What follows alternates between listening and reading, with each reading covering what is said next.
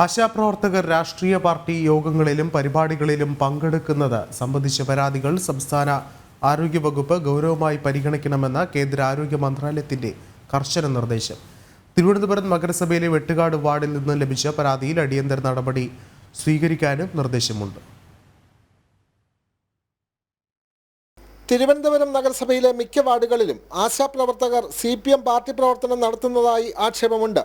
വെട്ടുകാട് വാർഡിൽ ഇത് സംബന്ധിച്ച പരാതി രേഖാമൂലം ലഭിച്ചിട്ടും സംസ്ഥാന ആരോഗ്യവകുപ്പ് ഒരന്വേഷണം പോലും നടത്തിയില്ല.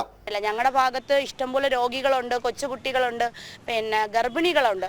പക്ഷേ ഈ ആശാ വർക്കറിനെ നിയമിക്കുമ്പോൾ ആശാ വർക്കറിന്റെ യഥാർത്ഥ ദൗത്യം എന്താണെന്ന് പോലും ഒരു ബോധ്യമോ ക്ലാസ്സോ കൊടുക്കാത്ത ആൾക്കാരെയാണ് ആശാ വർക്കറായിട്ട് നിയമിച്ച് ഞങ്ങളുടെ മേഖലകളിൽ അയക്കുന്നത്. ഇതേ തുടർന്നാണ് കേന്ദ്ര ആരോഗ്യ മന്ത്രാലയത്തിന് വിവരാവകാശ പ്രവർത്തകനായ N. അജയൻ പരാതി നൽകിയത്. ഈ രാഷ്ട്രീയ ഇടപെടൽ മൂലം ഈ ആശാ വർക്കർമാർ കൃത്യമായി പ്രവർത്തിക്കാതെ അവർ രാഷ്ട്രീയ പാർട്ടി പ്രവർത്തനം നടത്തുകയാണ്. ഇത്തരം വിവരങ്ങൾ കൊണ്ടുവരുന്ന പൊതുപ്രവർത്തകരായ ഞങ്ങളെ പലതരത്തിലും ഭീഷണിപ്പെടുത്താനും അവരുടെ പല രീതിയിൽ ഉപദ്രവിക്കാനുള്ള ശ്രമങ്ങളാണ് ഇപ്പോൾ നടന്നു വരുന്നത്.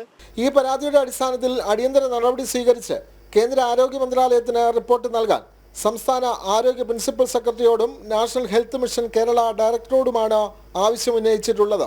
ജനം, തിരുവനന്തപുരം.